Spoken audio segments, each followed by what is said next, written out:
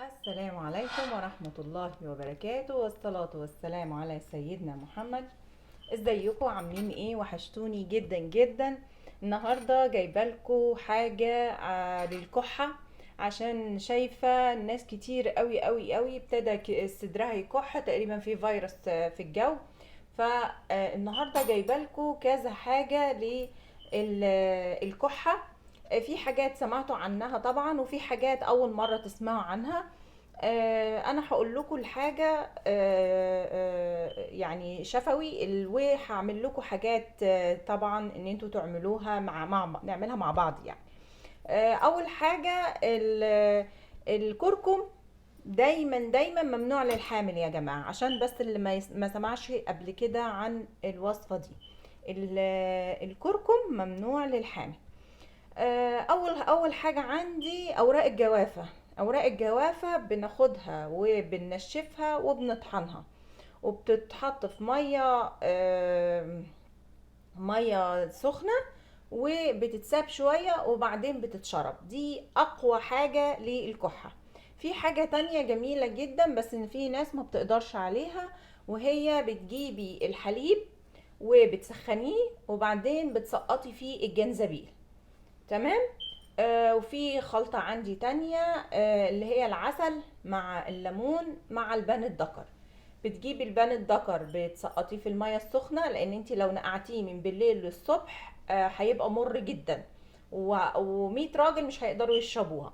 فانت بتعملي الخلطة دي زي ما هقولك عليها. بتسخني مية وبعدين بتجيبي لبان الدكر، بتشطفيه قبل ما تحطيه في المية السخنة، بتشطفيه وبعدين بتحطيه في الميه اللي هتتشرب دي على طول.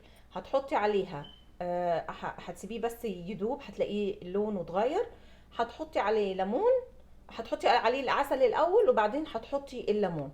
وبعدين بتدي اذا كان طفل بتديله بمعلقه، يعني 3 مرات في اليوم، على اساس ان الخلطه دي جباره جباره جباره في طلة البلغم وتهدئه الكحه. عايزه اقولك انت نفسك هتلاقي يعني تحسن سريع جدا للموضوع دوت. في خلطة تانية عندي، انتي بتغلي ينسون وبتحطي معاه العسل وبتشربيه. اليانسون بيهدي فعلا الصدر وبيخليه هادي للي ما بيحبش الكركم ولا بيحب الجنزبيل ولا بيحب ورق الجوافة ولا الكلام ده كله. بس انتي جربي ورق الجوافة وجربي البان الدكر وجربي الخلطات اللي بقولك عليها دي، فعلا فعلا حاجة روعة. وفي حاجة كمان كانت جداتنا بيعملوها زمان وامهاتنا، عصير الليمون مع الشاي. بتعملي عصير ليمون مع الشاي وبتشربيه، ده فظيع فظيع فظيع. في حاجة تانية عندي النهاردة، هي خلطة عصير ليمون مع البصل. يعني ايه عصير مع ليمون مع البصل؟ يعني عصير ليمون تاخديه وتعصري عليه البصلة وبتشربيه، بتحطيه في الخلاط يعني مع السكر وبتشربيه.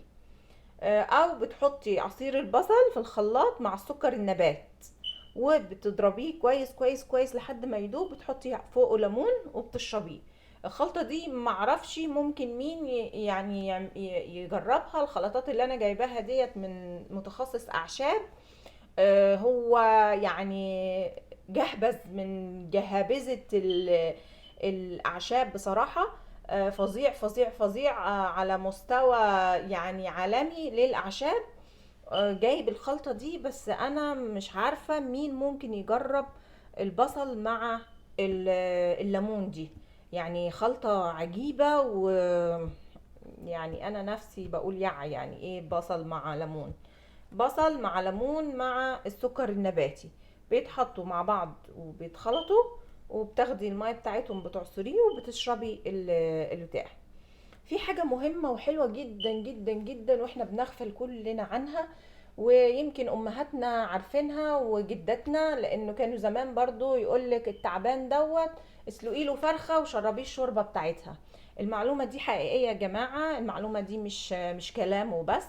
الشوربة بتاعة الفراخ بتقاوم البرد، بتقاوم الوجع بتاع العظم، بتدي طاقة رهيبة للجسم.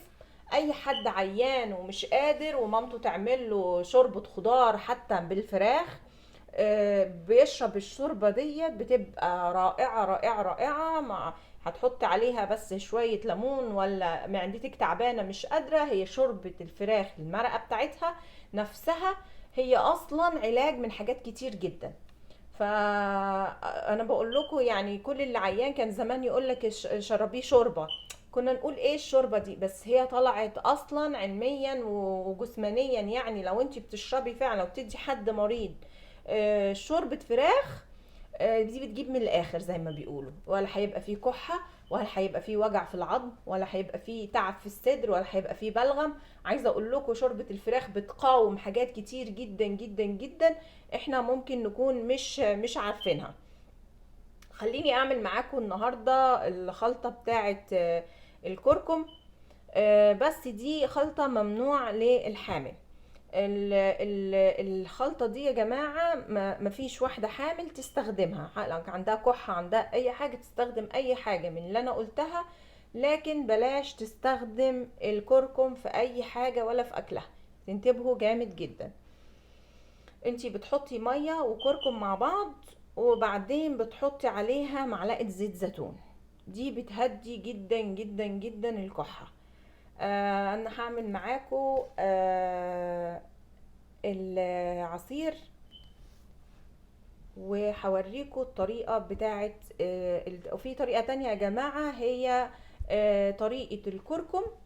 بتجيبي مية سخنة وبتحطي عليها معلقة كركم، وبعدين بتحطي عليها معلقة عسل وزيت زيتون، وبتتشرب.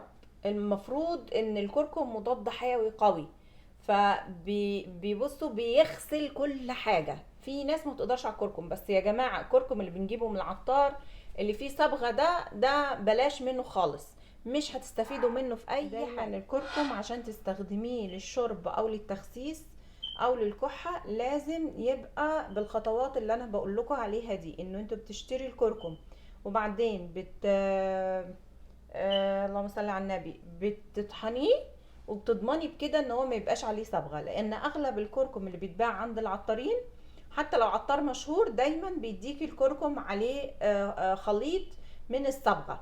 فتنتبهوا جامد جدا يا جماعه، لو هتشتري من العطار كركم يبقى الكركم للشعر، لان فعلا هم بيحطوا صبغه عليه وبيحطوا حاجات يعني تدمر الدنيا زي ما بيقولوا.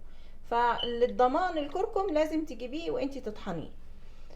وطبعا يعني عند ناس كتير ده بيبقى صعب، فانا بنصحكم النصيحة انه ممكن تستخدمي اي حاجة تانية. هي اقوى حاجة انا من اللي قلتهم دول ورق الجوافة، وتاني حاجة اللي هي البان الدكر، ده لو اتنقع وحط عليه العسل والليمون واتشرب رهيب، مش عايزة اقول لكم ممكن الشخص هياخده يرجع. ده حاجة هتبقى كويسة برضو للشخص اللي اخد. ليه؟ لان الترجيح هينزل كل حاجة في الصدر، فحتى لو طفل ورجع ما تقلقيش، دي حاجة كويسة جدا، احسن من الادوية واحسن من الحاجة بتاعت ال الادوية يعني اللي في السوق دلوقتي. انا جايبه لكم كام حاجة اهم، فعلا فعلا كام طريقة هيجيبوا من الاخر.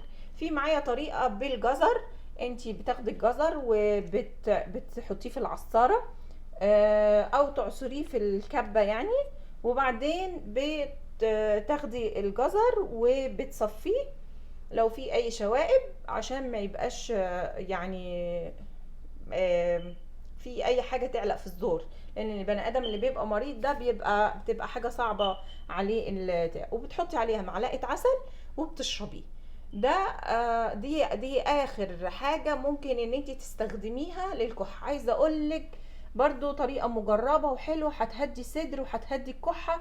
ولو انت قلقانة من اي طريقة، ده الجزر موضوع امن جدا ما فيهوش اي حاجة، وهي حاجة اسمها خضار بيتاخد بيتعصر وبيتحط عليه بيتشرب زي ما هو، مش هتحطي عليه اي حاجة ولا هتسخنيه ولا هتعملي اي حاجة. تمام؟ ده ممكن كمان تديه للاطفال. في عندنا حاجة كلي شطة، يعني اللي عنده كحة ياكل شطة. مش عايزة اقول لكم مفيدة ازاي، وبتفتح الصدر وبتفتح بتحسي ان في حاجة اتضخت للودن كده من الدم، بتفتح الودان، بتفتح الصدر، بتفتح الشعب. طبعا بس طبعا الشطه مش هتقدري تديها طبعا للاطفال. فاي الطريقه الامنه للكلام ده كله هو اليانسون والجنزبيل مع الحليب، لو يقدر ياخده، ما يقدرش ياخده برضو، في اطفال مش هتقدر. بص، الجوافه والعسل واليانسون ممكن يتاخد. الاطفال اللي هو تحت سن السنه ما يقدرش ياخد العسل. وزي ما بقول لكم، لازم العسل اللي يتحط مع الجوافه ولا مع اي خلطه من اللي انا قلتها لازم يكون عسل اصلي يا جماعه. انا هحط لكم برضو الرابط، او هحط لكم الرقم، ولا انا دلوقتي اجيب لكم بتاعه العسل واوريها لكم. ودي من احسن انواع العسل. انا بكلم للي موجودين في اسكندريه يقدروا يتصلوا ويقدروا يشتروا العسل دوت من منحل بيجي وما بيغليش على الناس بصراحه زي الاسعار العاليه اللي موجوده دلوقتي في السوق. دقيقه واحده اجيبها لكم اهو يا جماعه. عسل الهندسيه،